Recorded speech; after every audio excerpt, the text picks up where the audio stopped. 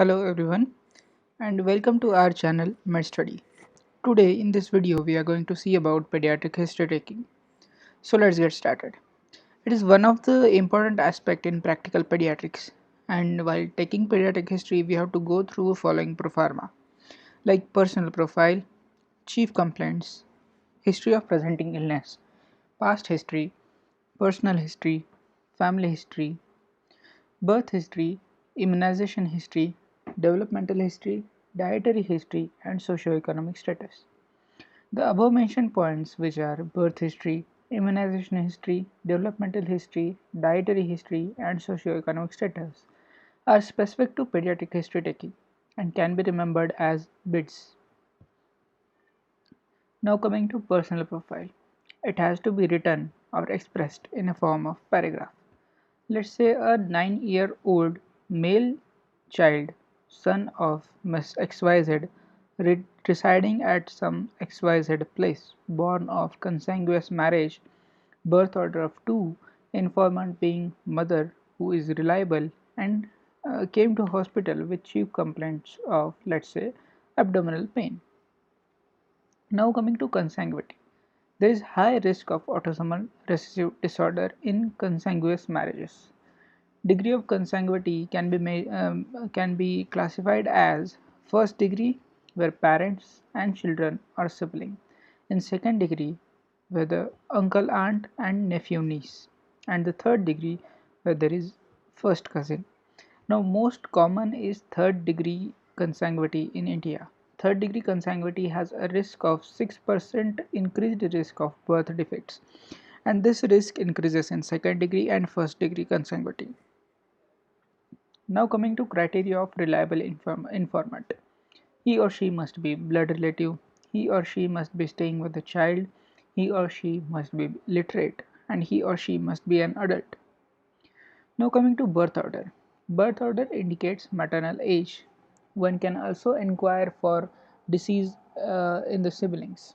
Now one can also uh, assess for risk of neglected child through birth order. Now the second point is chief complaints. Chief complaints must be taken in chronological order, followed by HOPI, which is history of presenting illness, where each and every chief complaint has to be elaborated completely. Now past history. Here in pediatric history taking, we have to avoid mentioning diabetes and hypertension in past history, as well as in personal history we have to avoid mentioning about addiction. Now coming to family history, we have to draw a pedigree chart, we have to ask for a similar illness in family, and for X-linked recessive diseases, we can inquire for the presence of disease in maternal uncle. Now coming to birth history, it is divided in 3 points.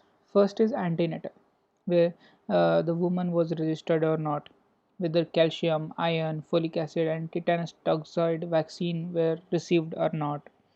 Was there any history of fever, rash, or leaking PV during pregnancy? Whether there was hypertension, diabetes, typhoid, thyroid problem, radiation exposure, whether there was history of any specific drug intake. Now coming to natal history. Here we have to assess whether the pregnancy was term, preterm, or postterm, whether the delivery was institutional or home delivery. We have to know whether the delivery was vaginal delivery or C-section. We have to inquire whether the child cried immediately after birth. We have to inquire exact birth weight of the child. Now coming to postnatal history. Here we have to inquire for NICU admission, and if NICU admission was done, we have to know the reason behind it. We have to know for initiation of breastfeeding. We have to look for any complications like jaundice, cyanosis, fever, and convulsions.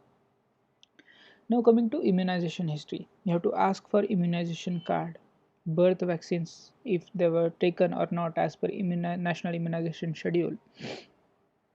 We have to look for BCG scar.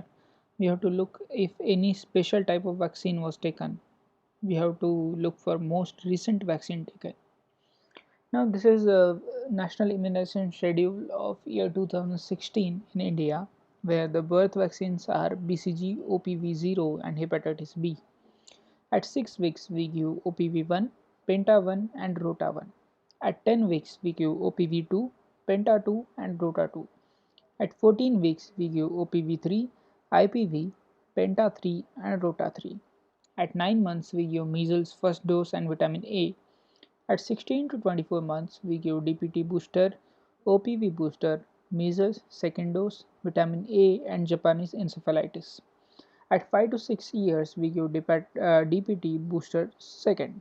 At 10 and 16 years we give tetanus toxoid. Now coming to developmental history, here we have to see for developmental milestones.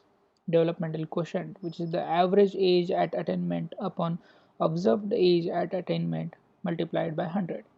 Developmental quotient of less than 70% is indicated as delayed milestones. Each domain has to be checked separately for developmental milestones.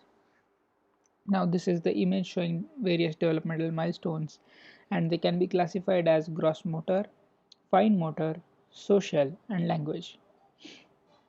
Now coming to gross motor, at 3 months there is neck holding, at 5 months the baby can roll over, at 6 months baby can sit with support, at 8 months sits without support, at 9 months stands with support, at 12 months stands without support, at 18 months the baby can run, at 2 years he can climb up the stairs with 2 feet per step. Here, at 3 years he or she can ride tricycle. At 4 years he can climb up the stair with 1 feet per step. Now in fine motor, at 4 months there is bidextrous approach, at 6 months there is unidextrous approach, at 9 months immature pincer grasp develops, at 12 months mature pincer grasp develops, at 18 months the baby can build a tower of 3 blocks, at 2 years can build the tower of 6 blocks, at 3 years can build the tower of 9 blocks, at 4 years copies a cross, at 5 years copies a triangle. Now coming to social milestones. At 2 months there is social smile. At 3 months recognizes mother. At 6 months there is stranger anxiety. At 9 months waves bye bye. At 12 months comes when called. At 18 months copies parents in task. At 2 years asks for food. At 3 years knows full name and gender. At 4 years goes to toilet alone. And at 5 years dresses and undresses. Now coming to language milestones. At 1 month, alert to sound. At 3 months, coos. At 5 months, there are monosyllables. At 9 months, there are bisyllables. At 12 months, 1 or 2 words. At 18 months, 8 to 10 words. At 2 years, the baby can form sentences. At 3 years, knows full name and gender. At 4 years, he or she can recite stories.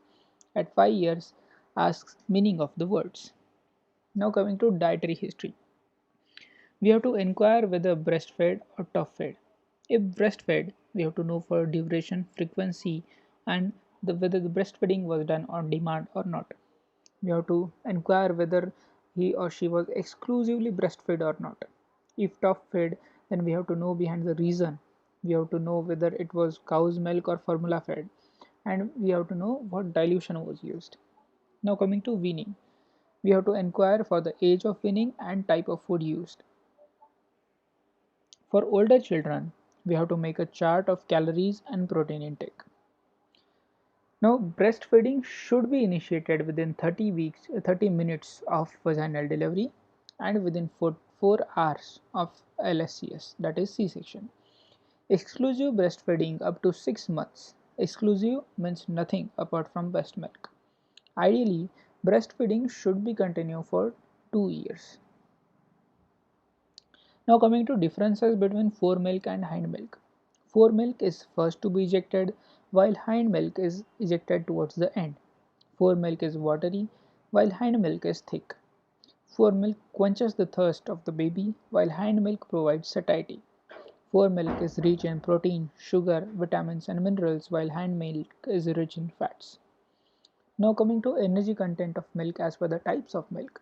Now human milk has 67 kilocalories per 100 ml and 1.1 gram of protein per 100 ml, while cow's milk has 65 kilocalories per 100 ml and 3.3 grams of protein per 100 ml. Buffalo milk has 104 calories per 100 ml and 4.4 grams per 100 ml.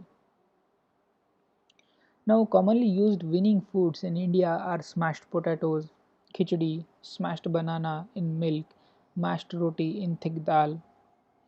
Now, coming to caloric requirement of children, which is calculated as per Holiday Cigar formula and which is applicable up to 12 years. Here, for first 10 kg, caloric requirement is 100 kilocalories per kg per day, and the water requirement is 100 ml per kg per day. For next 10 kg, that is 11 to 20 kg, calorie requirement is 50 kilocalorie per kg per day, and water requirement is 50 milliliters per kg per day. And after that, the calorie requirement is 20 kilocalorie per kg per day, and water requirement is 20 ml per kg per day. Now coming to the last point, that is socio-economic history. We have to inquire for education of parents. We have to inquire for their monthly income. We have to inquire for the number of persons living together. We have to inquire for number of rooms in the house. We have to inquire for housing conditions like water, sanitation, food, cooking, pets, rodents and insects. The socio-economic history can be assessed by Kuppuswamy scale, Vijay Prasad scale, Kulshrestha scale and Parekh scale. Kuppuswamy scale and Vijay Prasad scale can be used for rural areas while Kulshrestha and Parekh scale are applicable for urban areas.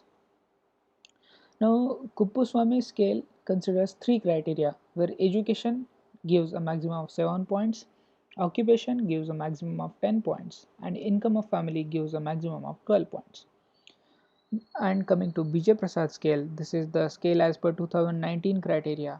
Here, the socio-economic states can be classified as per the monthly income of the family, where the upper class is more than 7,008, upper middle class is between 3,504 to 7,007 per month, middle class is 2,102 to 3,503 per month, while lower middle class is 1,051 to 2,101 per month, and lower class is less than 1,051 per month. So thank you, that was all about pediatric history taking. I will be continuing in the next video with pediatric clinical examination. So stay tuned.